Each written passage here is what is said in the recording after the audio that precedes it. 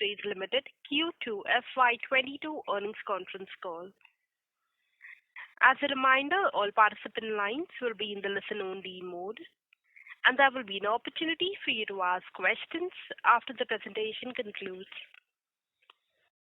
Should you need assistance during the conference call, please signal the operator by pressing star then 0 on your touchtone phone.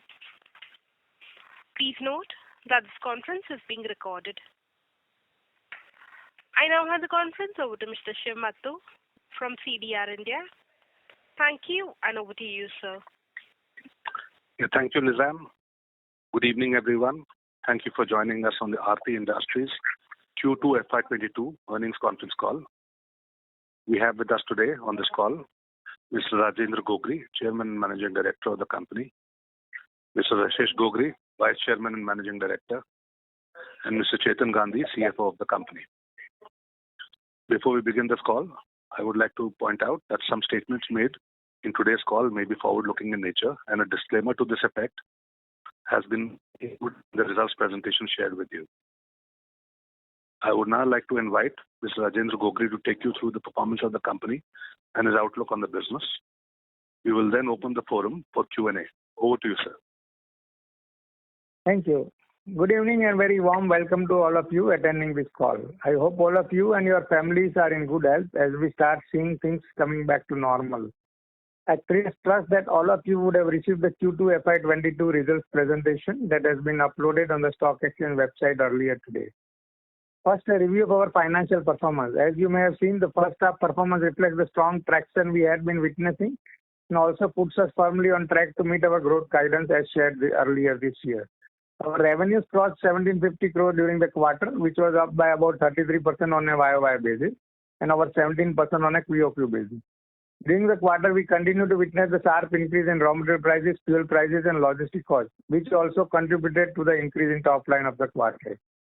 Q2 EBITDA of the rupees 310 crore was fairly similar to EBITDA during Q1 and higher by about 22% as compared to last year, led by increased utilization of capacities and value addition of the product mix. The last quarter Q1 FY22, we had witnessed rupee depreciate about 1.2 rupees versus the US dollar, resulting into a mark-to-market loss for the ECB, causing a rise in finance costs by over rupees 13 crore. This was normalized in the current quarter, and with the QIP proceeds fully being utilized, there is a reduction of debt which helped in reducing the finance cost for the quarter. Our profit after tax came in at rupees 176 crore, up 25% over Q2 FY21 and about 7% more than PAT for Q1 FY22. With this performance, we recorded the profits of 341 crore for H1 FY22, which is about 65% of our profit for FY21. Both the top line and bottom line in the reported quarter are our highest ever in history. Thus, we have successfully extended the growth momentum achieved over last 4 quarters and have progressed well from the impact of the pandemic, which affected us significantly in the first half of last fiscal. Continued volume expansion along with the pass on for the higher input costs and logistic costs in the specialty chemical business has reflected in jump in top line of about 36% on YOY basis and about 20% on QOQ basis for the segment. We have seen the return of demand from established market to almost pre-COVID levels, and in some cases it has surpassed the pre-COVID demand volume. That are clearly driving improved EBIT. Segment EBIT of rupees 242 crore for Q1 FY20 portrays a growth of about 4% in QOQ and about 29% on YOY basis. As you are aware, we have a pricing model wherein the variations on the raw material are passed on to the customer. Thus, the better way to look at our performance is the change in absolute EBIT while we are witnessing a significant and continuing rise in the prices of various key commodities. The fuel price rises emerging from the coal crisis situation was unprecedented. We have taken significant efforts to ensure that the business remains insulated from this crisis and also look to pass on the substantial part of this cost to the customer while having to bear a part of it. We hope the situation will normalize in the coming months. Those factors has also resulted in an increase in working capital for the company. However, our well-capitalized balance sheet has enabled us to manage the situation pretty well. Now for the Q2 production update, production for nitrochlorobenzene was 20,347 metric tons compared to 17,830 metric tons a year back. Similarly, for hydrogenated products, we achieved production of 2,712 metric tons compared to 3,038 metric tons last year. On the nitrotoluene front, the production for Q2 was 3,772 metric ton compared to 4,119 metric ton in the same quarter last year. We operated over 80 to 90% capacity utilization across our established locations and expect to deliver steady performance improvement going forward as new facilities scale up volumes. Our pharma business grew up by 15% YOY to rupees 278 crores during Q2, which was similar to the revenue of 276 crores for Q1 FY22. The business continues to maintain growth momentum based on the higher utilization of facilities that are driving volume. EBIT for the pharma segment for Q2 FY22 was lower to rupees 41 crore on account of impact on margins due to high inventory of the final product which could not be shipped out. Further, there has been a time lag on the pass on of the input cost increase, which along with the certain startup related costs for the new scale up facility coming on stream impacted the EBIT for the quarter. Strong business visibility in pharma is based on higher volume from regulated markets, value-added products, and new introduction of intermediate products. As you would know, we are currently implementing additional capacities for APIs that are expected to be operational in the second half of FY22. We expect volume expansion to be supported by robust margin in this segment based on a pipeline of approvals that strengthen our position in therapies such as anti-hypertensive, cardiovascular, oncology, and corticosteroids. Now an update on capital expenditure. We have incurred CapEx of rupees 317 crores in the second quarter, CapEx of about 620 crores in H1 FY22, against the annual planned CapEx of about rupees 1200 to 1500 crores. At present, we also have several other capital investment projects in the pipeline. These include expansion at US FDA facility at API located at Tarapur and at the intermediate unit at Vapi. Set up of production units of the second long-term contract at Dahej, SEZ for the third long-term contract at Jagadia, and the NCB capacity expansion at Vapi. Expansion cum asset upgradation for our acid unit at Vapi amongst various other projects which are underway. As guided last time, we are also undertaking various new projects driven by R&D and innovation, which will add over 40 plus products for chemicals and 50 plus products for pharma segment, driving growth beyond FY25. This initiative will provide the blueprint of growth for the longer term horizon till FY27. The company at its board meeting held on August 19, 2021 had considered and approved a scheme of arrangement whereby the pharma business and allied activities and Aarti Industries Limited would be demerged into Aarti Pharma Labs Limited, a wholly owned subsidiary company of Aarti Industries Limited, as a going concern basis with effect from the appointed date of July 1, 2021. As per the scheme, the demerged company would demerge its pharma business and allied activity along with part of specialty chemical, which is a backward integrated facility providing feeding material to pharma business. The said part of specialty chemical segment being demerged account for less than 3% of the revenues of the specialty chemical segment. The demerged undertaking relates to pharma manufacturing units, allied activities, investment with cash balance and cash equivalent for future capital expenditure of demerged undertaking. The demerger will enhance the focus and enable to adopt the relevant strategies necessary for promoting growth and expansion. As per the scheme, the shareholder of Aarti Industries Limited, as at the applicable date, will get a proportionate stake in the resulting company, Aarti Pharma Lab Limited. We expect the process for getting necessary approvals for the said scheme in about 9 to 12 months. As per the restructuring proposed in the scheme, the company has restated the segment financial by reclassifying the part of the specialty chemical business which is being demerged under the pharmaceutical segment in this segment report. And the corresponding figures related to the prior periods have also been rearranged in a similar manner. Over the last year, we witnessed various global events which added to the volatility in the business environment. We wish to add that the company is watchful of these events and are taking adequate measures to mitigate itself and also drive opportunities from the new emerging trends evolving out from these events. We believe to be long-term beneficiary from the various events unfolding in China and will add significantly to the China Plus One strategy and place India as a fast-growing and sustainable global supplier of choice to our customers. To conclude, I reiterate our vision to grow during this golden era of opportunities for the Indian chemical and pharmaceutical industry and also to enhance its share in the global market. We remain committed to work on these opportunities and drive the growth journey which we have guided to you during the last con call. In FY22, we remain enthused about the short-term and long-term prospects of business. Based on this visibility, we continue with our growth guidance of 25 to 35% for FY22. With that, I conclude my opening comments and we will open the floor for the Q&A session. Thank you. Thank you. Ladies and gentlemen, we will now begin with the question and answer session. Anyone wishing to ask a question may please press star and one on your touchtone telephone. If you wish to remove yourself from the question queue, you may press star and two. Participants are requested to use handsets while asking a question. Ladies and gentlemen, we will wait for a moment while the question queue assembles. The first question is from the line of Ritesh Gupta from Kotak Mahindra. Please go ahead. Hi, this is Ritesh from Kotak Institutional Equities. Good evening, sir, and congratulations on a good set of numbers. Just one question on the profitability that we've seen in the first half. This profitability was also on the softer base of last year, and you did quite well with 40% growth on EBITDA terms on a first half basis. But let's say as we get into the second half, as we kind of see the base also gets a little stiff, plus the raw material inflation and the fuel price inflation that we have seen, it has gone unprecedented after the quarter two. What's your sense as you get into quarter three, quarter four in terms of the kind of inflation? Would you be able to pass it on fully the way you have been able to pass it on in the second quarter? And secondly, with the new capacities, etc., getting commissioned, should we expect a cost impact of that coming in the second half, or should we expect that on a net EBITDA basis also the new facilities will be able to contribute quite well? Yeah, you are very right. There has been a lot of volatility, especially on various raw materials as well as the fuel.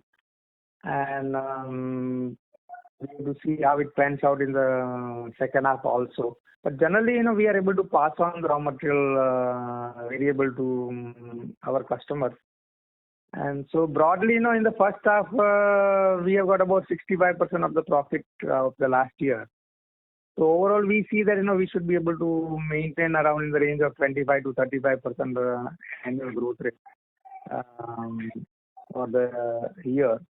And second half, also some of the new projects will kick in, and also will contribute both. It will increase the expenses, but also should be able to contribute on EBITDA.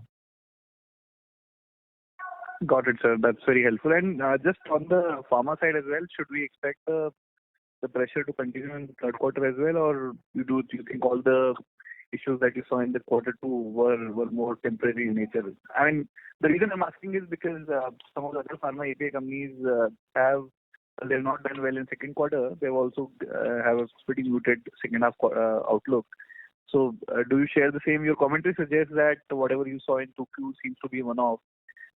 Is it the right understanding, or should we expect some profitability challenges in the second half as well?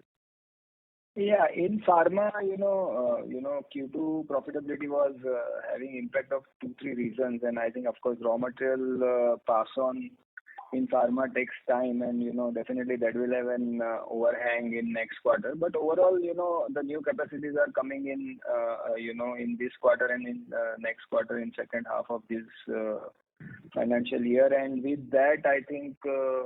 Longer term, we definitely will have better performance, because as the new capacities kick in, the new production will bring in more, opportunity to get into value-added sales. That's it. Thank you so much. Thanks. Thank you. The next question is from the line of Rohit Nagraj from Emkay Global. Please go ahead. Yeah, thanks for the opportunity, and congrats on good set of numbers. So the first question is on the agrochemical intermediate for which the contract has been cancelled. I understand that we have spent close to about 400 plus crore. What is the current status of that particular facility? Have we started utilizing it? And what is the plan for that facility to put to use? Thank you. Yeah, we have commissioned that plant, and as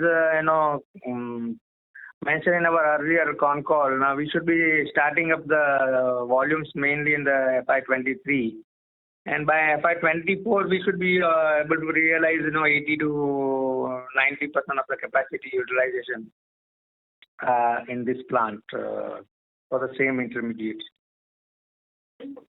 Right. And this is for some other customer. Yes, it will be for other customers. Right. Thank you. So the second question is on the other two long-term contracts. So we've seen that these have gotten delayed. So is it a deliberate delay because of the from the suggested from the customer itself, or is it because of the COVID-related issues? And when these will be commissioned now? So mainly it was a COVID-related issue because we had 2 waves of COVID.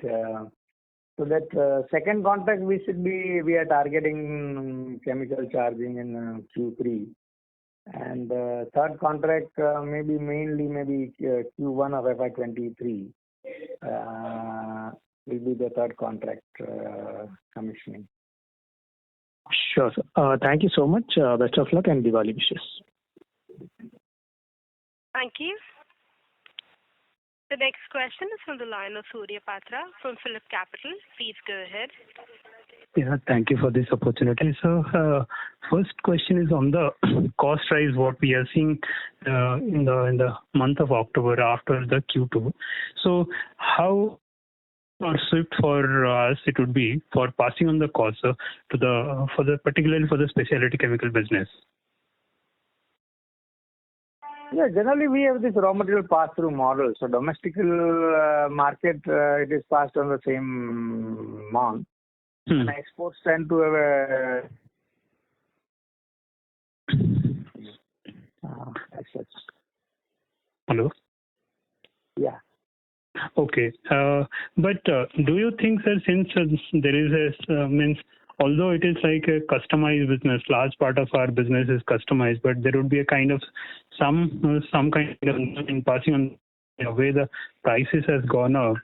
See, even crude also, if you see now, it is from in the last month itself, it has gone up by another 15%. So will you still be able to pass it on swiftly and without time lag the way that used to be for your business? Yeah, as I mentioned, domestic prices generally, any variation in benzene price or toluene price it gets passed on because that's how the pricing are generally done. Okay. And export maybe 2 to 3 months lag because this kind of variation in our kind of product it is not possible for us to absorb. Correct. So, in general, we don't see much issues on raw material plus minus passing on. Okay. So, and just briefly, sir, on the price volume growth for the specialty chemical, if you can share that, what is the price-led growth and what is the volume-led growth for this quarter? And what I am seeing that there is a robust growth, obviously, in the domestic market, possibly because that since there are trade challenges in the export side, so possibly we have managed that trade in the domestic market. That's why the domestic growth look really strong. It is not only for you, but generally for many of your peers also that is the trend. So if you can clarify on that scenario, sir. Yeah, Chetan, you'll have the number, right? I have the number. So the volume growth is in high single digits, around 8% or something. And the rest would be the price-driven growth. Okay. And sir, you can take up the second question. Yeah, I think logistics are still we are able to manage some impact on the export front on the volume because of the container availability is an issue. So there, we tend to pass on divert the material in domestic market. And, yeah. Okay. Can this growth in the domestic market will be sustainable, sir, if there would be challenges? Why? Because container availability seems a kind of greater concern and likely to sustain in the near future. And that is one.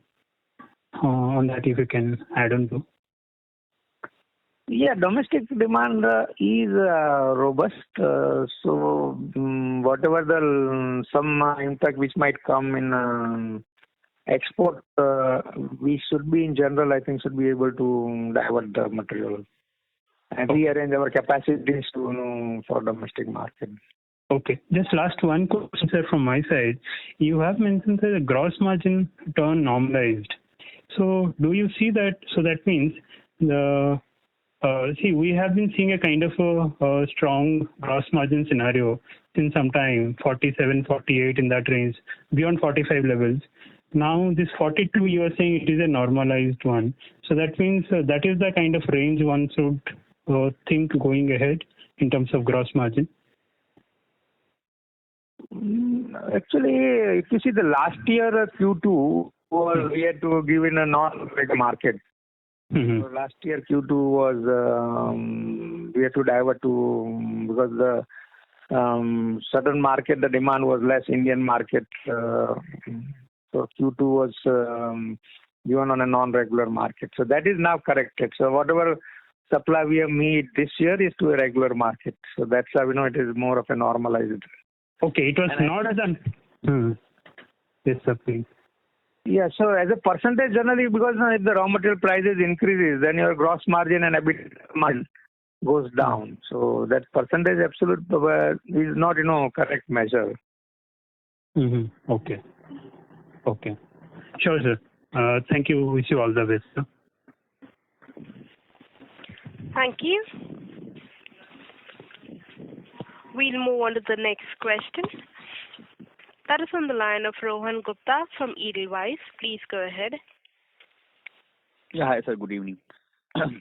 Sir, first question is on this raw material availability and challenges coming from China. So I think that we are also buying some of the intermediates and raw material dependent from China. So how is the availability issue is right now and how we are able to cope it up?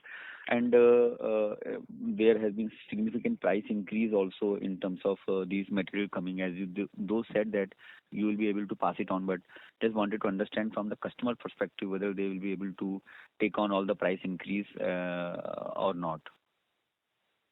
Yeah, actually, for our specialty chemical business, we are not buying any raw material from China. So that Chinese impact is not there on our specialty chemical business. And also pharma also. Yeah, Rashish. Yeah. So for pharma, of course, raw material availability from China, we operate largely on a higher value-added product. So there the availability is there. Of course, the prices have increased in China due to higher prices of base raw materials and commodities. So we are able to source the products. Of course, the products which involve phosphorus and these kind of base metal commodities, the prices have risen sharply. But the products are available and we are able to get these products at a price.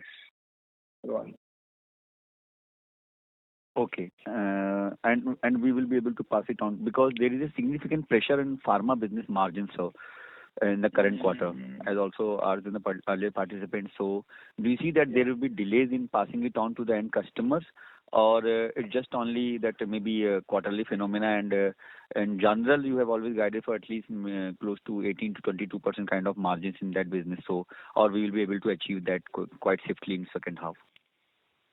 Yeah, I think, in pharma, the pass on will take little longer time. It can't be a monthly pass on. Next month I can't pass it on like how we do in chemical business. It will take at least 1 quarter for us to pass on the increase, and the prices have been rising continuously. So last quarter also we saw prices have increased, and this quarter also the prices are increasing. We are taking steps to ensure that these increases are passed on, and if we are not able to pass on the increase, then we take higher quantity. So whichever way we improve our profitability. Okay. Sir, second question is if you can just give update on the percentage EBIT. It would be in the same range, 18 to 20. Because we will have more value-added products coming in next second half of this year. So it will in pharma. Sorry. So in pharma, you are saying that in second half margins will be 18 to 20%. Yeah, it will come up there. Yeah. Despite price increases, despite higher top line growth, which will be at least 20% driven by prices minimum. Yeah. We will be able to do that. Okay, so that's great, sir. So second question is on our contract 2 from SABIC. So if you can just give some update on that, at which stage it is right now, and are there any delays, and how the customers is, how the product, when the product is start to schedule, scheduled to be supplied, sir? Yeah, we are targeting to commission that plant in Q3 this year. So maybe end of the Q3 or Q4, the material supply should start for that project. Okay, and will we be able to achieve, sir, full annual revenue run rate from FY23, or it will be slow ramp up? No, we should be able to achieve the ramp up. Full ramp up in FY23 full year, sir? Yes. Okay, sir. I'll come back in queue for the follow-up question, sir. Thank you. Thank you. The next question is from the line of Aditya Khetan from Stewart and Mackerich. Please go ahead. Yeah, thank you for the opportunity. So my first question is again on the pharma business margins, as asked by the earlier participants. So they had contracted seriously in this quarter. In the last quarter also, you had said this reason that the higher inventory cost, which could not be shipped to the client, was the similar reason you had said in this quarter also. So if you can just highlight how much is the high cost inventory currently on the books, and can we see this to be rationalized in the coming quarter, as you had said that the margins could improve from this level to around 18%. So has that impact been taken, or there is more sort of pain is there in the coming quarter?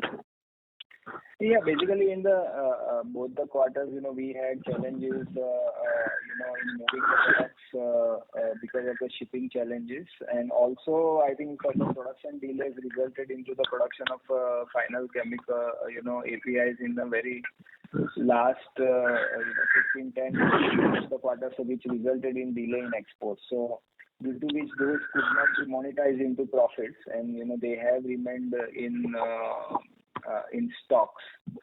So that will change. We are taking steps overall to control the overall stock of the products that we manufacture and change the product mix in a way that we don't end up with this kind of a situation again.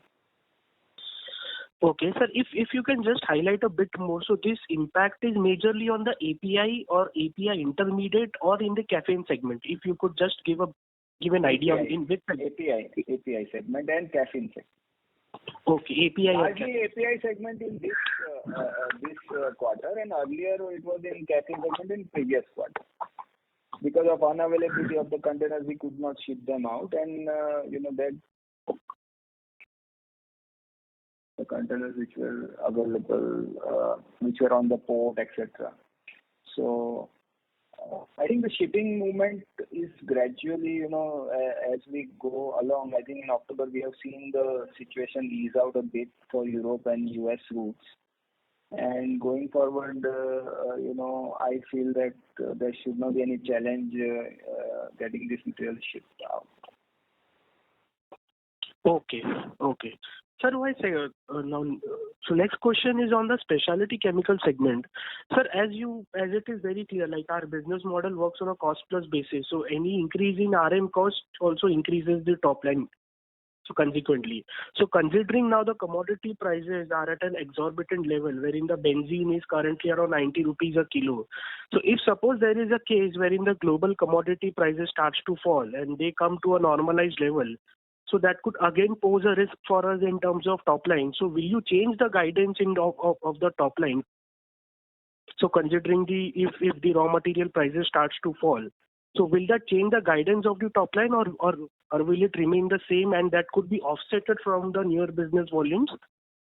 No. Generally, our top line guidance is at the constant raw material prices. If there are raw material fluctuation, either up or down, that gets impacted in the top line. If the raw material prices go down, definitely that impact on top line will come. But it should not impact the gross profit or EBITDA as such. Okay. What I meant to say, so will your top line guidance will not change, you mean to say? Yes. No, top line guidance will change in general. Okay, that will be changed then. Okay. Yes. Aditya, just to add on to this, generally our guidance is more driven on the bottom line, not on the top line. Top line, as you know, that it's pretty volatile and you don't have a control in terms of how the raw material or the crude and other prices would be. Okay, sir. Okay, got it. So my third question is on the chlorotoluene segment. This was a business which we were targeting. Sir, any idea, any roadmap which we had made? So what is the capacity? Anything we had planned onto the near business segment? Yeah, we are fine-tuning all the capacities and everything, and we'll be starting the construction in next year, FY23. Okay. Okay. Sir, my last question, so if you can give the PDA segment volumes, I think that was not given in the initial commentary. Yeah, just give me a second. The PDA volumes were close to around 458 tons. 458 tons, and this is compared with the similar number. What was it in the last year?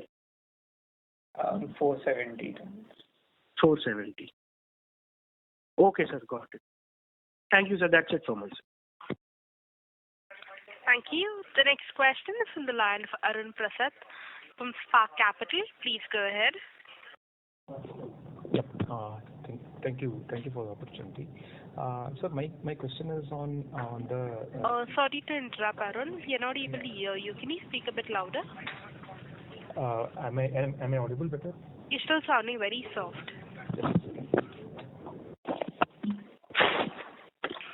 All right. So my question is on the first quarter. If I take the performance of the first half of this year and compare against the first half of FY20, where there is no disruption coming from COVID, generally the difference is that at the top line level, we didn't book any contract one cancellation revenue on the first half of FY20, whereas we have some chunk of revenue in the first half of FY22.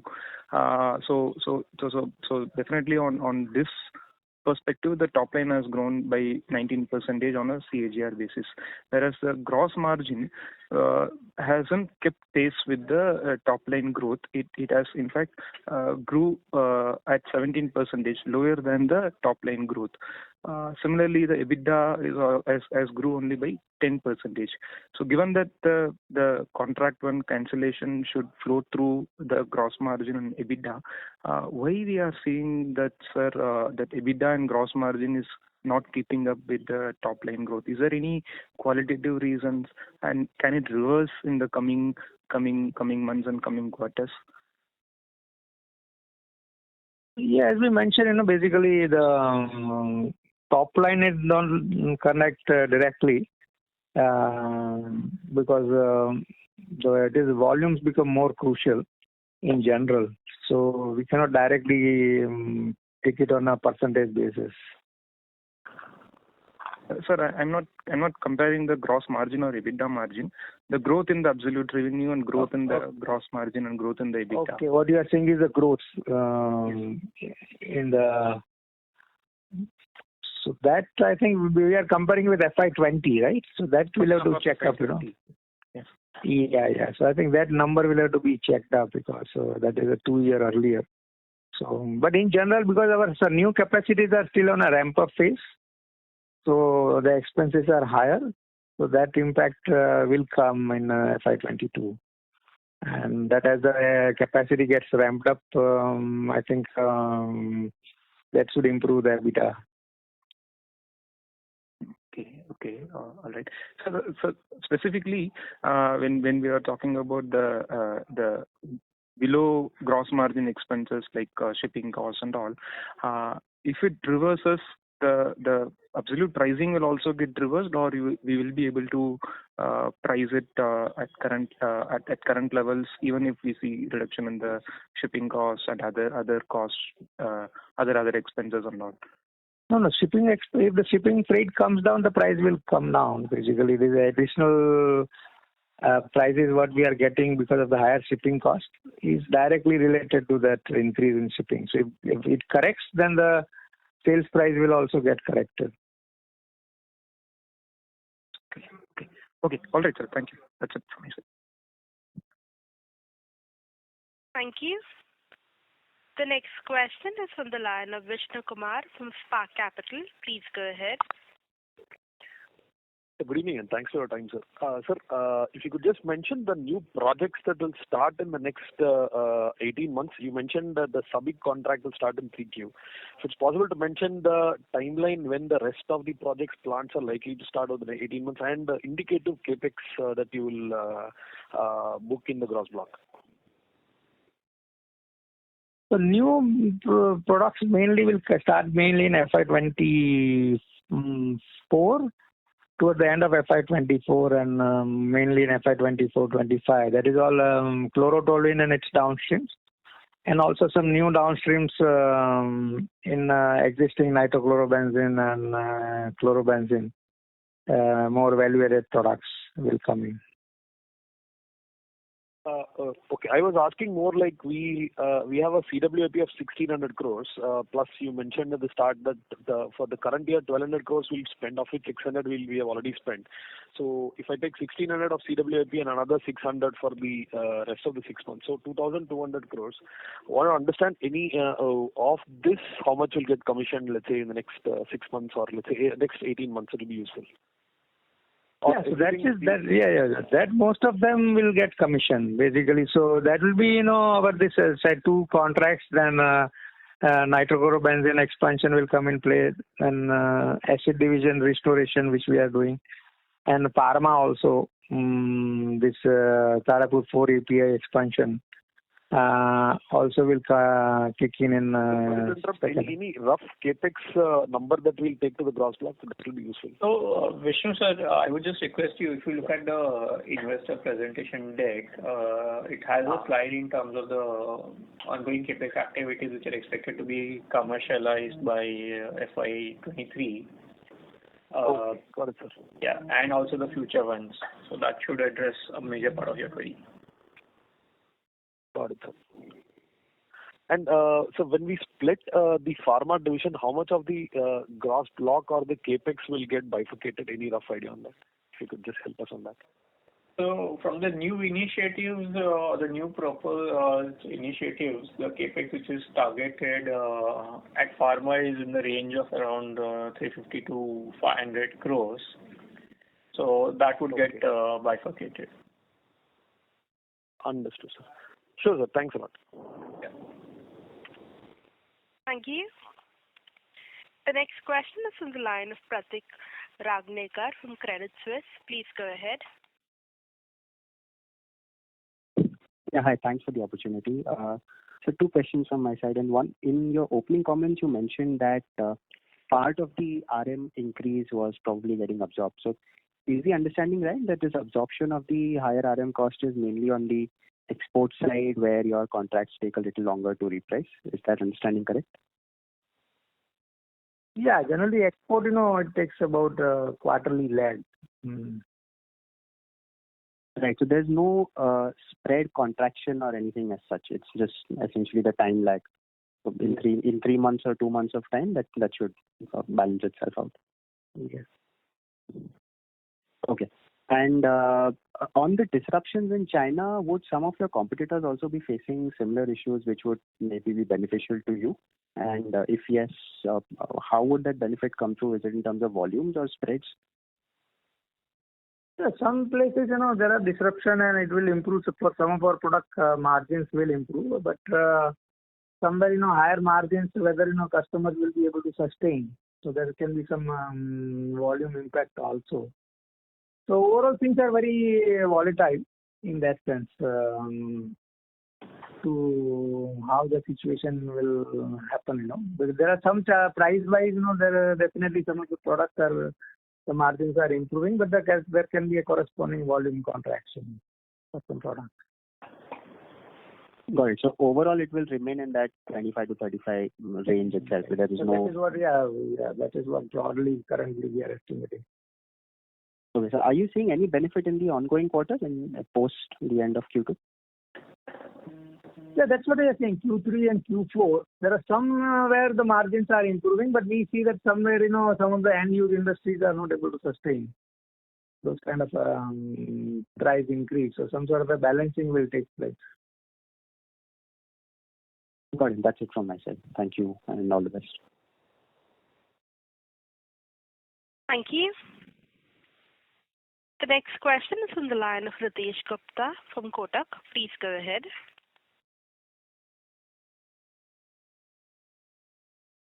Just one small follow-up on the number side. When you talk about 25% to 35% growth, you talk about the EPS growth, or you talk about the PAT growth? Because there is a 5-6% differential in the PAT and the EPS for the year. No, PAT was Done. Okay, you're talking about PAT growth. Got it. And just on the spec chem side as well, I mean, you said that you already reached about 80-90% utilization. And I was actually perplexed because you did kind of double your gross block even in last 3 odd years. And in that context, the gross profits haven't really reached the doubling level as yet. I mean, we kind of pretty much had a muted 20 and 21 years. So is it that you still are running at a realizations which are lower than, let's say, what you probably saw in 1920, or you think you already have reached optimum realizations from those products? No, this 80 to 90% was something which was already commercialized earlier. This chlorobenzene plant, what we have set up, and some of the newer commercialization, they are yet to be reaching at a higher capacity utilization. Okay. That's it, sir. Thank you so much. Yes. Thank you. The next question is on the line of Rohit Nagraj from Emkay Global. Please go ahead. Mr. Nagraj, your line is in the talk mode. Please go ahead. Yeah, thanks for the follow-up. Am I audible? Yes. Yeah, sir, go ahead. Yeah. Sir, this quarter we have recognized $7 million on the long-term contract. Last quarter it was $4.5 million. So any particular reason for this? Basically, it's a volume which is there across different quarters based on the volume commitment that accrual comes in. So if I look at it, last year it was 10 million for first half, and it's around 11.5 million, broadly around similar number, 11.5 million for this year, first half. Right. And when we're talking about 25 to 35% PAT growth, that is organic, excluding the final settlement amount, right? Yeah, it doesn't include the last termination amount. Right. Fair enough. That's all from my side. Thank you. Thank you. Reminder to the participants, anyone wishing to ask a question, may please press star and 1. The next question is on the line of Tanuj Mehta, an individual investor. Please go ahead. Sir, I had a couple of questions. Sorry to interrupt, Mr. Mehta. Sir, there's a lot of background disturbance from your line. Yeah, is this clear?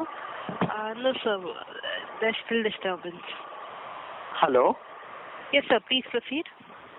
Yeah, sir, I had a couple of questions. The first one pertains to a long-term contract. So, sir, can we see long-term contracts contributing 1/3 to our revenue, let's say, in the next 1 or 2 years?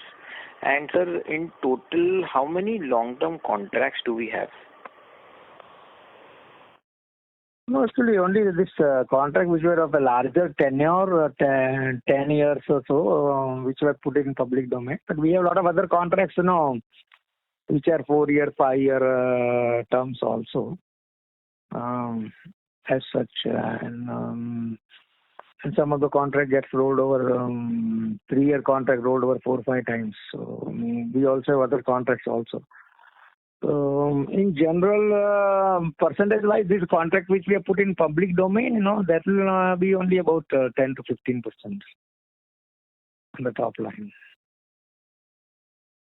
Okay. So in other terms, if I was to make it, so we can say another part of our revenue, of a sizable revenue, would be from these kind of contracts, which would be like auto-renewed, or basically on which there is a consistent business flow. Yes. Yeah.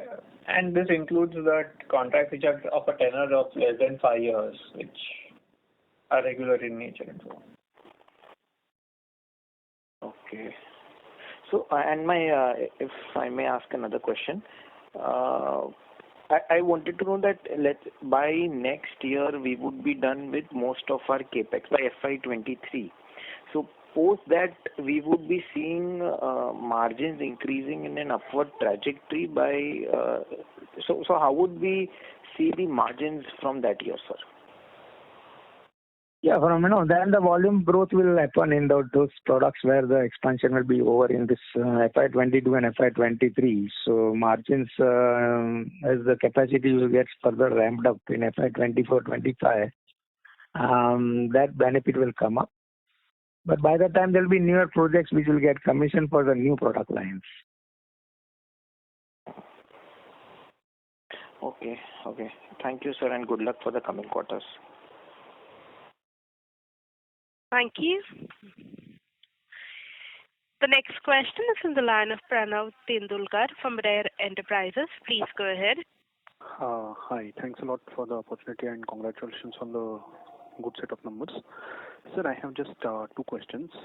One is that from, say, 2016-17, our gross block has almost tripled or 2.8x, but our revenue has just become probably 1.8x.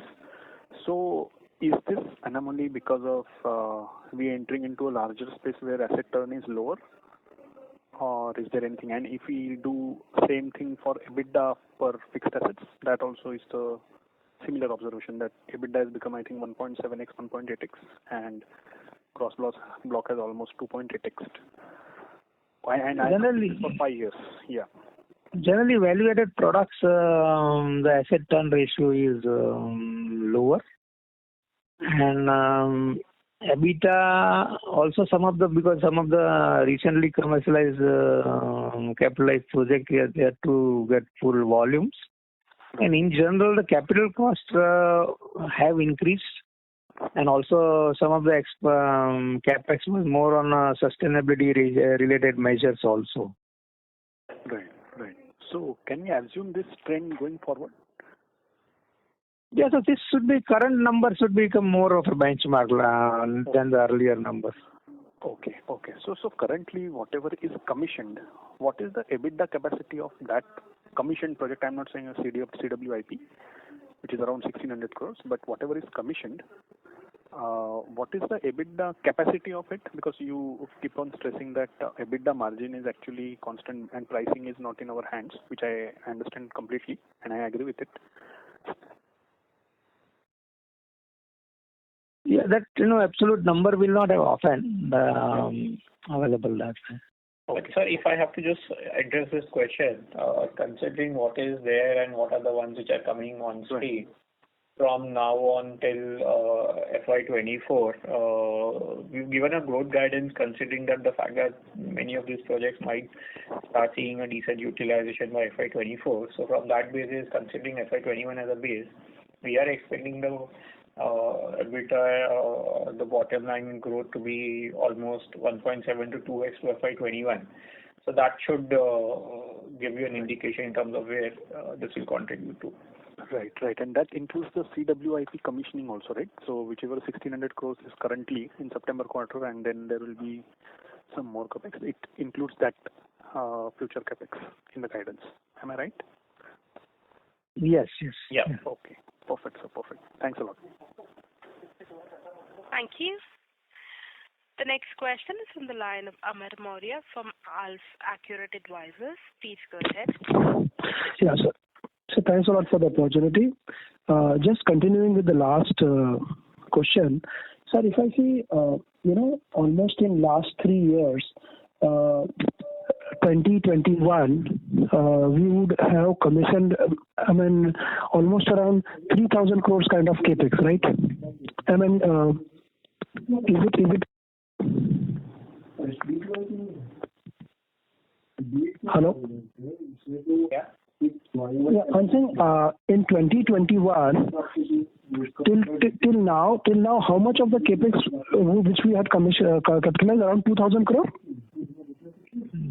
In 2021? Yeah. No. So in 2021, the commercialization was roughly around 100 crores, if I'm not wrong.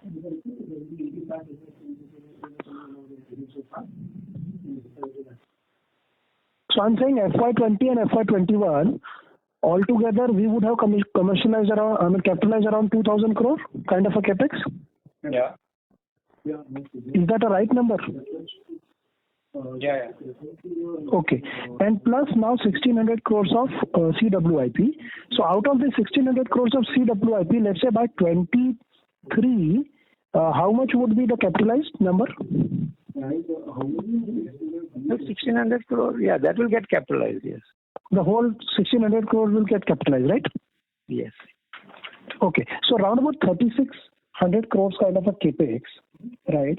And if I see from 20 to 21, currently, around about in terms of the revenue growth, 20 to 22, the revenue growth would be the additional revenue which would have added to around 1,600 crores. So when you say that 2x kind of a sweat asset ratio, so is it like we are talking about adding 6,000 or 6,500 crores kind of additional revenue from this combined capex in next 3 years or 4 years?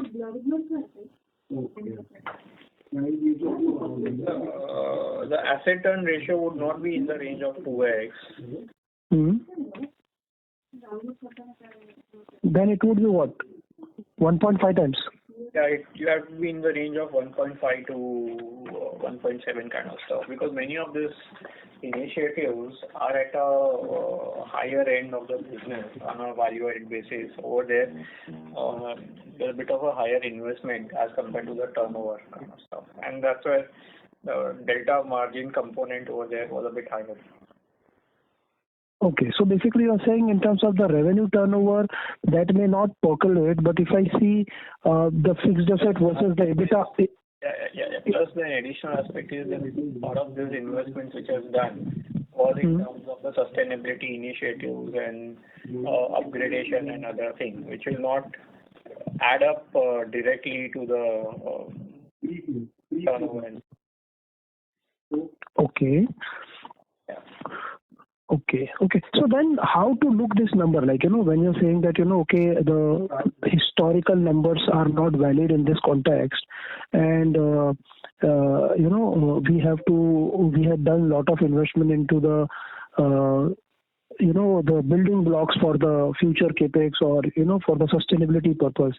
So when you are saying that in terms of the revenue to fixed asset to revenue turnover, it is not, then how it will add to our bottom line then in the context?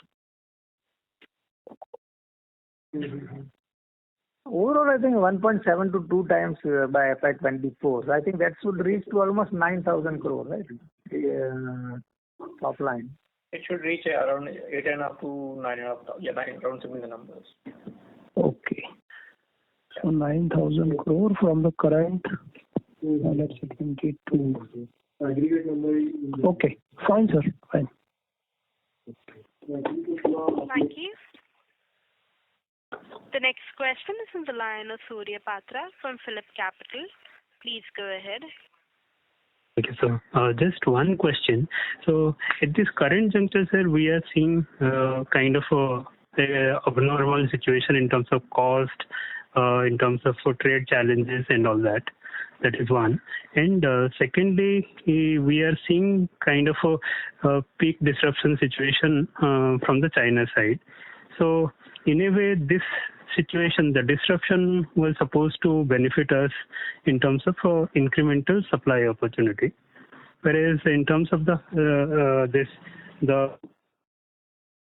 trade issues and all that, that is likely to have some impact to our supply capability this way. So, considering these two abnormal situations, how should we see that whether there is a likely delay in our execution of the long-term contracts? I mean, let's say the second project, which is supposed to add annually 500 odd crore.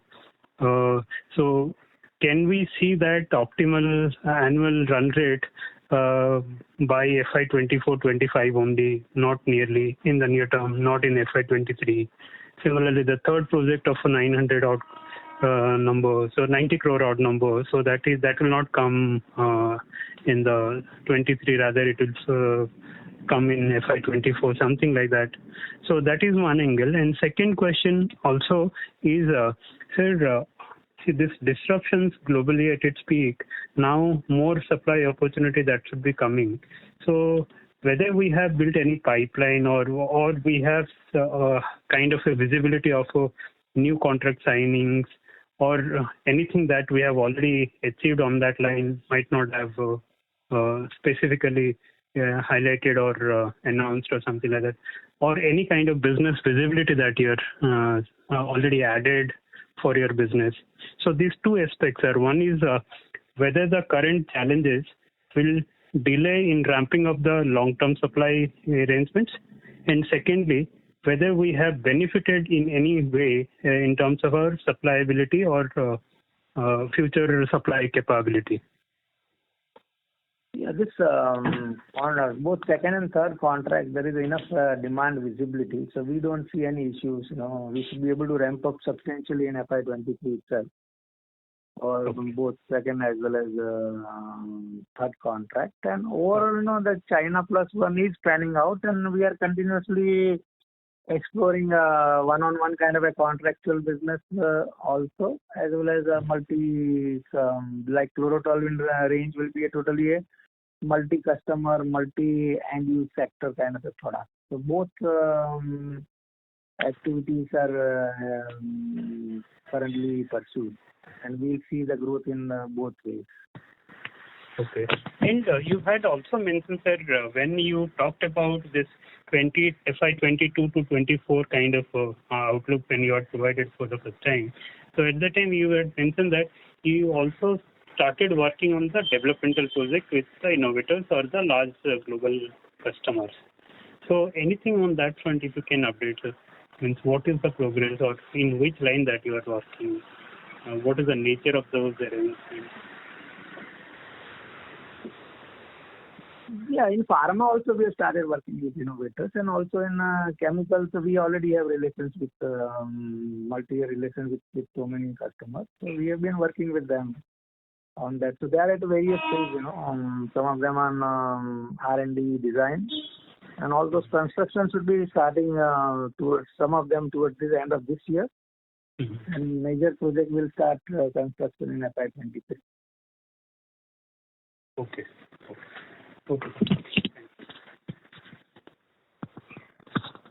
Thank you. The next question is from the line of Rohan Gupta from Edelweiss. Please go ahead. Yeah, hi sir. Thanks for the follow-up. Sir, generally we have seen in a rising price scenario, in an inflationary trend, we tend to benefit from the cost or inventory benefit. Like even earlier also disruption in China at the fire at the Chinese plant. We have seen at that time we have benefited almost 2 to 3 quarters from the inventory gains which we have. We are almost in the similar conditions in the current scenario, but I think this time it's coming as in a opposite direction, and we are seeing margin pressure. So anything which has changed, because we see the similar parallel from the previous conditions. So no, generally inventory gain takes place, but some of this export takes on a lag basis. So that kind of offsets with each other. So sir, what you are saying is the continuous margin pressure and a slow pass on to the end customer, so that you are alluding that even in a pharma and in a specialty chemical there may be some margin pressure because we are slowly passing it on to the end customer. Yeah. Cost. Chemical, that's chemical. First quarter in local will be same quarter, but export generally has a lag. Yeah. And we are seeing a very solid demand in domestic market, right? You are seeing the domestic environment is much better than the exports market, and there is a solid demand. So where we are able to quickly pass it on to the end customer. And we always carry, given our nature of the business, we always carry some raw material inventory of at least 1 month to 2 months. So when we are able to pass it on to the end customer within a month and carry some inventory, we, at least for a time being, we should be able to see some margin improvement and some inventory led gain, which somehow are missing in the current quarter or is not looking in your commentary. So while in the previous, every time, that's what I'm saying, in an inflationary world or inflationary environment, we have always seen that company benefiting from the inventory gain, which somehow is missing. So just wanted to understand that anything changed or any particular things which are missing here. No, well, you are right. There will be definitely an inventory gain, but when some of the costs are not passed on, so that kind of an offsets in the margin. Same way, if the prices are on a declining trend, also the same thing happens. So the inventory trend, part of the inventory gain or loss gets offset because of this lag impact. So are we slow in passing it on to the end customer compared to earlier situations? No. It is the same. There is no change in that. No. Okay. Sir, if I just look at our spreadsheet and in a current quarter itself, if we even maintain the bottom line, PAT at roughly similar level like 175 crore in the current quarter, and if we maintain that run rate itself, we are looking roughly 32% PAT growth on Y-on-Y basis, while your guidance is 25 to 35%. So do you see that there is no PAT growth even in the second half? I mean, the run rate which we have is roughly 175 crore at bottom line. We are going to continue with that because we have commissioned a lot of capacities in last first half, or at least in last 3 to 4 quarters. While the capex commissioning or the capitalization of that capex should lead to volume growth, which somehow is missing. Even you mentioned that in the current quarter also there is roughly 8 to 9% only volume growth, while we have added capacities much ahead of the timeline in last 3 to 4 quarters. So why all these volume growth here? And in your not looking in your guidance, because we are still continuing and doing the current run rate. That's what I want to understand. So because there are a lot of factors. One is actually coal price. Coal price is energy price is something which becomes difficult to pass on. So we are making effort to pass on that coal price, but part of that that impact will more come in Q3, Q4. That's why we have said guidance is we have kept a broader range in that sense, and also this ocean freight and availability of containers and also those uncertainties are still there. So that is another reason that we are maintaining this kind of a guidance. Okay, so we are because of the uncertainty in margins, you see that there may be some margin pressure which may restrict our bottom line growth despite top line growth. Yes. Okay. Sir, just last question from my side, if I'm allowed. Sir, you mentioned that almost the CWIP which we are right now having is almost at the highest ever level of 1,600 crore and the H1 balance sheet. Also, we are going to add another 1,200, 1,300 crore. So it means that close to 3,200 crore kind of capitalization which you are talking about. Because you said that over next 2 years, I mean by FY23, we are going to capitalize all this capex. So over next 1.5 year, we are going to see another roughly 3,000 crore rupees getting capitalized. That's a huge increase in gross block. And so do you see that there will be time period where we'll be struggling with the lower utilization, maybe in end of FY23, or where we may see some margin pressure or bottom line pressure, or the utilization level will continue to pick up, and do you see that and we will not see any impact on profitability? No, some of these FY23 projects will be for the newer product lines. So that will not get commissioned in FY23. There will be morely commissioned in FY24 and FY25. So this currently, whatever we have on 1,600 crore capital WIP, that will be capitalized. By FY23? Yeah. Whatever is ongoing will get capitalized, but something which will be starting in the next financial year, those none of them will get capitalized in next financial year. Correct, but sir, still in the current product pipeline itself, we are planning to invest another 1,000 crore rupees. No, that part of that is already invested. No? But part of that is already part of this capital WIP. Okay, sir. I thought that you have mentioned last time that you will be investing more in the product pipeline, in the current pipeline or the current product line, another 1,000 crore to 1,500 crore. So that is already done in the 6 months. No? Okay, so you are saying that in the current product pipeline, hardly 500 to 700 crore more have to be invested, and rest Yes, all yes. is in creating the new product pipeline. Yes, yes. Okay. Thank you, sir. Thank you. Thank you. Ladies and gentlemen, that was the last question. I now hand the conference over to the management for closing comments. Yeah, it has been a pleasure interacting with you over the call and wishing you all a very happy Diwali, a prosperous New Year. Before we close the call, let me reiterate that with the execution of our planned growth objective, we look forward to driving strong value for all stakeholders associated with Aarti Industries. We thank you for taking time out and engaging with us today. We value your continued interest and support. If you have any further question, would like to know more about the company, kindly reach our investor relations desk. Thank you. Thank you. Ladies and gentlemen, on behalf of Aarti Industries, that concludes this conference call. We thank you for joining us, and you may now disconnect your lines. Thank you.